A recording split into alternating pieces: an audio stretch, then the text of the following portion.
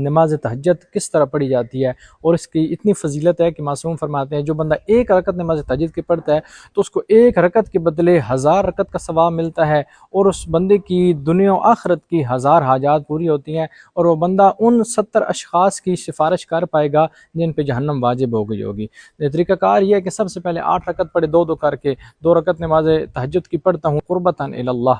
पहली रकत में अल्हम्द के बाद कुल हुवल्लाहु अहद, दूसरी रकत में भी अल्हम्द के बाद कुल हुवल्लाहु अहद। ये 2 रकत पढ़े तशहुद सलाम पढ़ दे। सेम इस तरह 2 और पढ़े, 2 और पढ़े, यानी 8 रकत 2 2 करके पढ़नी है। ये पढ़ने के बाद फिर आप तस्बीह ज़ारा सलामुल्लाह अलैहा पढ़ें। उसके बाद आप 2 रकत नमाज शुफ़ा पढ़ें तहज्जुद की कुर्बतन इलल्लाह की नीयत से।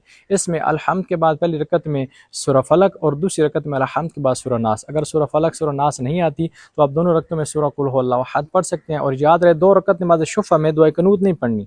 पहले जो 8 पढ़ी उनमें दुआ क़ुनूत पढ़नी है, लेकिन शुफ़ा में दुआ क़ुनूत नहीं पढ़नी। ये 2 रकत पढ़ने के बाद 10 होगी। फिर 11वीं रकत पढ़े, 1 रकत नमाज वितर पढ़ता हूँ तहज्जुद की कुर्बतन इलल्लाह। इसमें अल्हम्द के बाद आपने 3 मरतबा सूरह कुल हुवल्लाहु अहद, 3 मरतबा सूरह फलक, 3 मरतबा सूरह नास। अगर सूरह फलक सूरह नास नहीं आती तो आप 3 मरतबा फ़कत सूरह कुल हुवल्लाहु अहद पढ़कर कज़ालिक अल्लाहु रब्बी कहकर अल्लाहु अकबर कहकर दुआ क़ुनूत के लिए हाथ उठाएं। दुआ क़ुनूत में आप कोई भी दुआ जो नमाज में पढ़ते हैं वो पढ़ें। वो पढ़ने के बाद आपने 70 बार अस्तगफिरुल्लाह रब्बी व अतूबु इलैह कहना है और 300 मरतबा अल अफ़्व कहना है। 40 मोमिनीन के नाम लेने, चाहे जिंदा हों या मुर्दा हों, उनके नाम लें। उसके बाद आप